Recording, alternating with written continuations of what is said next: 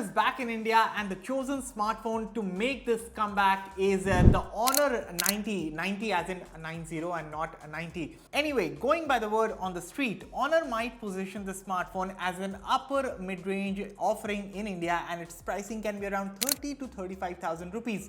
However, given the phone's specifications and how specification driven the current upper mid-range smartphone market is in our country, does the Honor 90 stand a chance to differentiate itself? I mean, should you even buy an Honor over an established OnePlus or even an iQOO? Let's find out.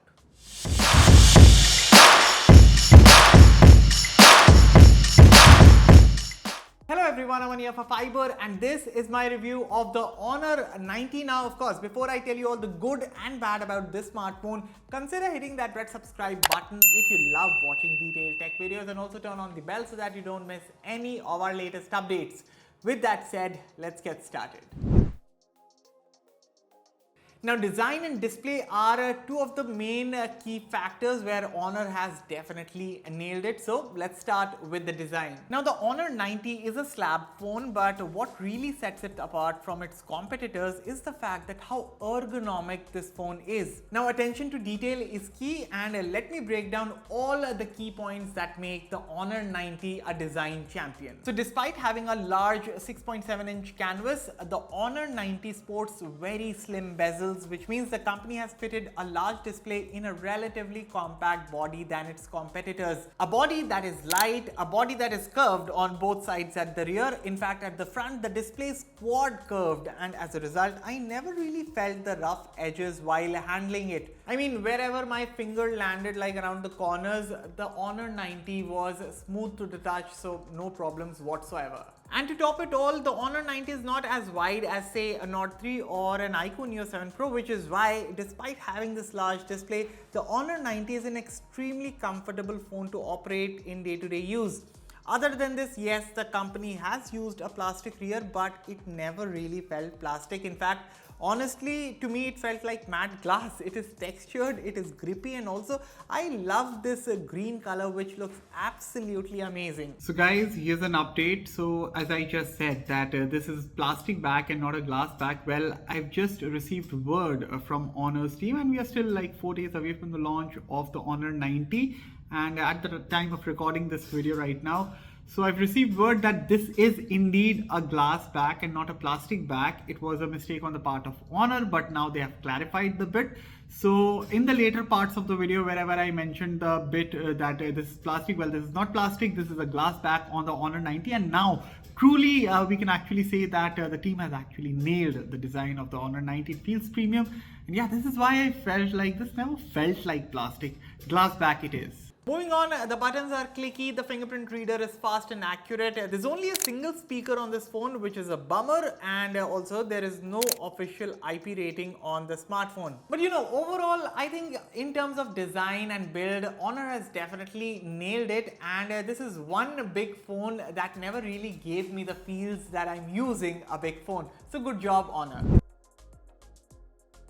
Now, other than the design, the Honor 90 sports a top tier display, and I'm not just saying this in terms of visual quality, but also in terms of safety. For starters, Honor has used an LTPO AMOLED display, meaning you get a variable refresh rate of up to 120Hz. There's a Full HD Plus resolution, 10-bit colors, HDR10 Plus video playback, but probably the biggest feature here has to be the 3840 Hz PWM dimming. Now, for those who don't know, a feature like PWM dimming is very necessary to have on smartphones, and it is high time that companies start including this feature in their smartphones. A good job that Honor has included it. So basically, when we use our phones in the dark with low brightness, it can cause headaches and eye strain because the screen flickers. However, with the PWM dimming feature, the screen flicker still happens, but it happens at a rapid pace that the naked eye cannot formulate. And this way, the eye strain while using our phones in the dark is reduced, and this is why PWM dimming in smartphones is very necessary in today's day and age. And currently, the Honor 90 is the safest smartphone display for the eyes. For perspective, the top flagships of today, that is the Galaxy S23 Ultra and the iPhone 14 Pro, have 240Hz and 480Hz PWM dimming, so you can just imagine the difference here.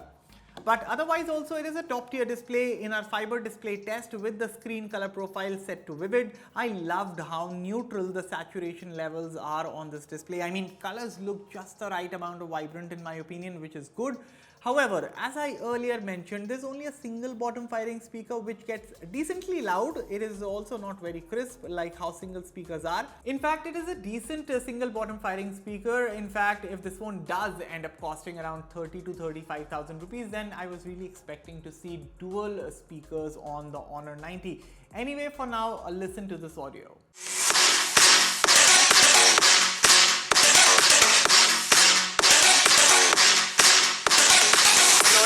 शुरू कर दी थी बीच में ऐसा, वो जो इनका एक थोड़ा सा ब्रांड का वो पुश करना होता है ना, कोई मार्केटिंग को चला के या कोई धक्का मारने के लिए, they started promoting this concept कि भैया हम ना यूट्यूब पे आपको Overall, for the multimedia experience, I would rate the Honor 90 a 9 out of 10. I think performance-wise, the company has done a really good job here. The display is safe for the eyes. Plus, when it comes to the multimedia consumption part, watching videos or playing games, all of that is a treat on the Honor 90. And I'm only deducting the 1 mark because of the single bottom firing speaker. But if you have a good pair of TWS earbuds, then you should be just fine.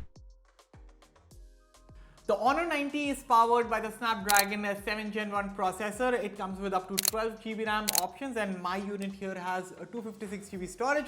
When it comes to the software, there is Magic OS 7.1 atop Android 13 and you're getting support for up to Android 15, and there are also 3 years of security patch updates. Now looking at the Antutu result of the Honor 90 first and comparing it with the likes of the Nord 3 and Motorola Edge 40, both of these phones have scored better than our boy here. Of course, the Dimensity 9000 chip on the Nord 3 is surely the better chip from 2022, and of course, it is the flagship chip, while the 7 series chipsets from Snapdragon are for the mid-range segment.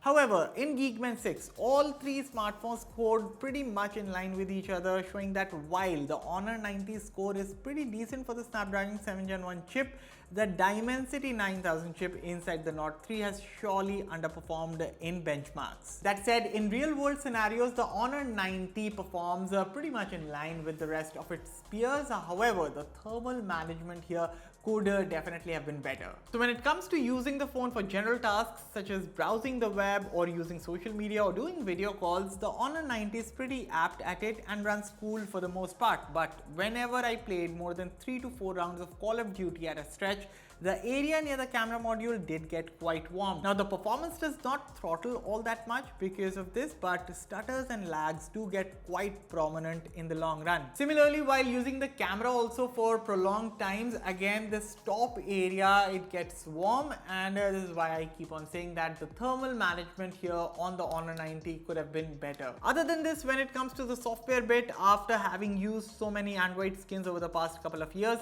I was expecting something new with Magic OS. However, apart from the differences in animations and transitions and a slight cartoonish approach to the icon colors, Magic OS looks and feels pretty much in line with other Android ROMs. Not that the software experience is bad with Magic OS, but if you are thinking that the software experience would be different from say an Oxygen OS or a FunTouch OS, well, there's nothing new to offer here.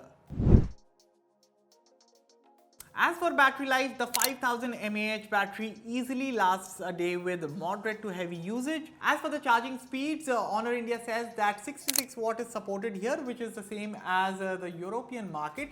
And also note that the European market gets the charger inside the box of the Honor 90, while there is no charger with the Indian retail unit of the Honor 90, so that is a bummer. Now in terms of numbers, testing the charging speed with my 150 watt PD charger, I was able to charge the Honor 90 from 20 to 100% in exactly 1 hour. This is certainly not as fast as the Nord 3's charging speed, but definitely faster than say a Galaxy A34, which is also priced around 30,000 rupees in India. As for battery drainage, an hour of YouTube video playback drained about 10% of battery, while an hour of gaming drained about 12% battery on the Honor 90. The Honor 90 features a 200 megapixel primary camera without OIS. This is paired with an 8 megapixel 2-in-1 ultra-wide angle camera and a macro camera. Plus, there's a 2 megapixel depth sensor. Now for selfies, there's a 50 megapixel snapper in a center aligned hole punch. So starting off with the daylight shots and images taken from the primary camera in broad daylight exhibit good colors, well, good color reproduction and excellent dynamic range. In fact, particularly with this shot, you can see the range of colors in one single image and how beautifully the camera has captured different hues. At the same time, the saturation level is just the right amount. In fact, human skin tones are also captured well, with details and exposure being quite good for photos taken from a mid-range smartphone. However, the same can't be said for portrait mode photos, as the skin tones look extra brightened from usual, and in fact, upon zooming in on faces, I usually found the skin texture in photos to be somewhat smoothened. Not that the portrait mode photos taken in daylight are bad, but definitely some tuning can make the portrait mode photos a lot better. Other than this, the ultra wide angle camera clicks decent photos in daylight. Of course, not the most detailed if you would be pixel peeping, but there's very little color disparity between the ultra wide and primary lens, so that is good at least. Now, as good as the camera performance is during the daylight, the same can't be said for the night. For instance, in this photograph, there's no problem at all when it comes to the exposure and highlights. However, ghosting caused because of the lights around is a problem. Similarly, in this other photo, technically things look fine, highlights are good, shadows are properly exposed, but again, the problem with ghosting is quite evident. In fact, looking at the same scene captured from the ultra wide angle camera, and you can easily see the inconsistency in color temperature, something that is not the case in photos taken in broad daylight.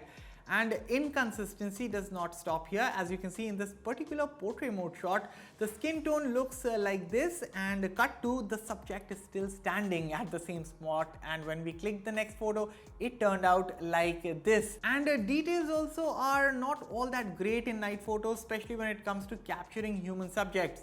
However, selfie performance, given there's good light, is quite good, and the field of view that you get is pretty wide, so you can actually fit in a lot of background in your photos. Overall, I like the selfies taken from the Honor 90, and particularly the HDR performance is really good here. So right now I'm recording from the Honor 90. This is the rear video recording, and this is 4K 30fps. This is the max output this phone can shoot, and this is the kind of quality that you get. As you can see, the color reproduction is quite nice.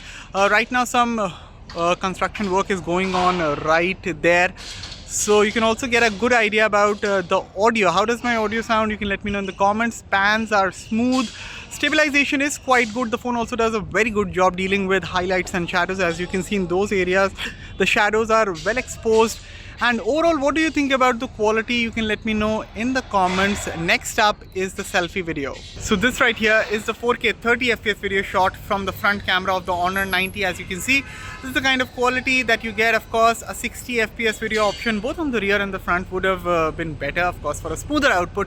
But 4K 30fps also looks quite smooth, quite stabilized. Electronic stabilization on the front. And yeah, how does my audio sound? Again, some construction work going on right there, and field of view is quite wide. I love that. Colors also look quite good. Skin tones are well preserved. What do you think about the overall quality, and how does my audio sound? How does the stabilization look? Let me know everything in the comments. Next up is the verdict. Summing up, the 5 key pillars that make or break a smartphone are design, display, performance, battery and camera. And out of these 5 pillars, the Honor 90 has absolutely nailed it when it comes to the design and display bit. As for the performance bit, well, general performance including the overall software experience is good on the Honor 90, but if you're someone who is into hardcore gaming, well, you should be better off with, say, an iQOO Neo 7 Pro. And I would again point out that it's not like that the Honor 90 cannot play games. It can very well play games, all the high-end graphic intensive games that are available out there at high graphic settings and high frame rates, but the thermal management again could have been better. Moving on, battery life is good, but not having a charger in the box is a bummer. And finally, while the camera performance is good in daylight, there's definitely some tuning needed when it comes to night photography. I would say if you buy the Honor 90, buy it for its good design and top tier display. That's also the safest smartphone display for your eyes on the market right now. However, if you're looking for an all-around package at a price of around 30 to 35,000 rupees, and given the rumors around the pricing of the Honor 90, and if the rumored price does turn out to be true, then in that case you can consider the likes of a Nord 3 or an iQOO Neo 7 Pro.